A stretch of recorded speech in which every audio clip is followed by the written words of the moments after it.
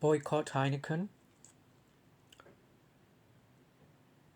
This is the Boycott Heineken petition that I created when Lucy Powell was the business secretary at the time. Lucy Powell is no longer the Labour MP for the Hume Manchester Central area. I think it's the Asian minister who is now in charge of who is the minister for the Hume area. I forget his name, and he's based in Rusholme. Anyway, the Boycott Heineken petition that I set up, you can send an email to classaction versus Heineken at protonmail.com if you want to support the campaign and sign the petition. So it's class action versus WS Heineken at protonmail.com. That's class action versus Heineken at protonmail.com. Just send an email and you can get some more information. So it's down there. I don't know if you can scan it through a video. I don't know. I'm not a technology expert, but yeah, try and see if you can scan it through that would be something, wouldn't it? Right. Okay. So I just want to quickly read this book called Heineken in Africa: A Multinational Unleashed, and this was available at the Waterstones. Heineken in Africa: A Multinational Unleashed, and it has been. They have. It's a journalist, investigative journalist. He's called Van Beeman.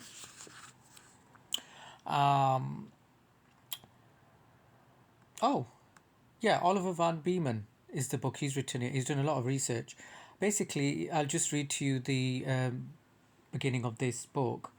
For Heineken, rising Africa is already a reality. The profits it extracts there are almost 50% above the global average, and beer costs more in some African countries than it does in Europe. Heineken claims its presence boosts economic development on the continent, but is this true? Investigative journalist Oliver Van Beeman has spent years seeking the answer, and his conclusion is damning. Heineken has hardly benefited Africa at all. On the contrary, there are some shocking skeletons in its African closet: tax avoidance, sexual abuse, links to genocide and other human rights violations, high-level corruption, crushing competition from indigenous brewers, and collaboration with dictators and pitiless anti-government rebels. Heineken in Africa caused a political and media furor on publication in the Netherlands, where it was even debated in the parliament. It is an unmissable expose of the havoc wreaked by a global giant seeking profit in the developing world.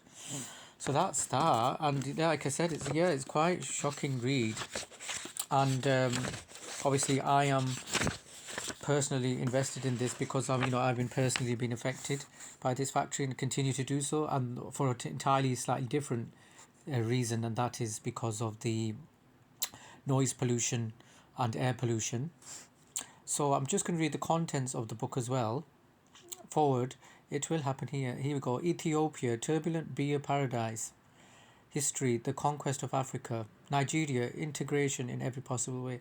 Sales and marketing, African beer wars. Sierra Leone, the mysterious godfather. 1 minute. Impact, artistic arithmetic. South Africa, the fight for power in the townships. Won't be a minute. Corporate social responsibility, alcohol and charity. Burundi, dictators come and go, Heineken stays. Working for Heineken, those women were raped. Chapter 11, page 133. Congo, if you can make it there, you can make it anywhere.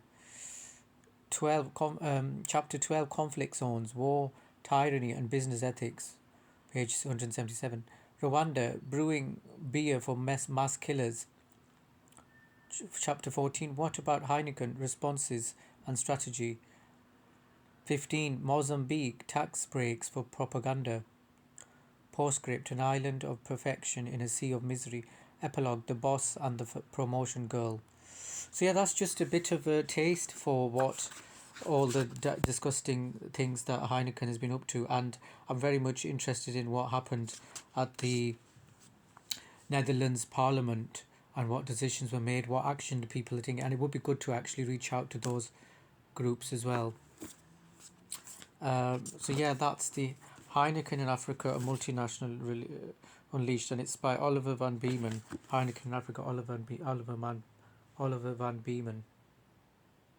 Heineken in Africa, Oliver van Beeman. I don't know if you can see that.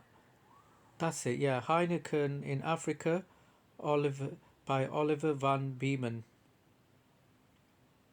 Heineken in Africa by Oliver van Beeman, and it was even reviewed by the Financial Times, the Prospect, the Counterfire, African Business, and Le Monde.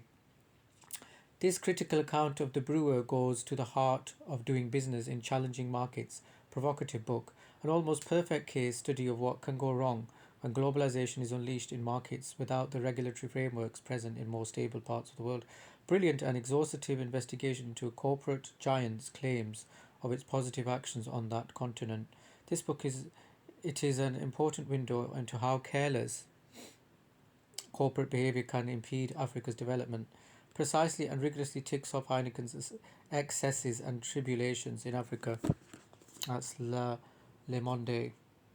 As I said, it was very. There was only a few copies at the Waterstone, so you may have to order it on the website, or just share it with your, or just order it into your library, and then you can read it there. It probably will be better. I don't think it's. I don't encourage people to buy books personally because it's just too much. Well, you can do, but I think it's better to share, or to have reading groups, or to have order a few books in your library and then you can go and read it there. I think it's probably much better. It's not a good idea to buy too many books with the climate emergency.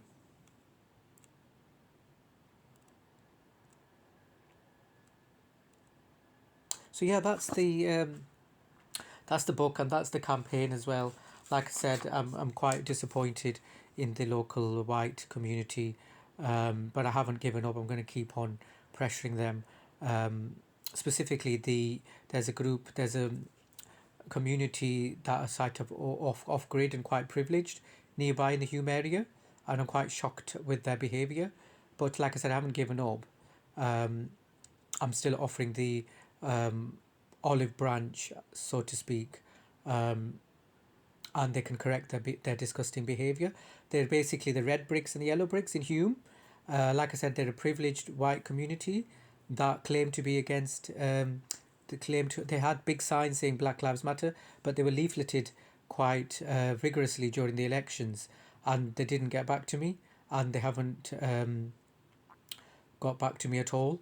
And so yeah, um, and I've also reached out to a lot of climate groups, a lot of organizations as well in the area, and they haven't got back. So, like I said, yeah, they'll be called out.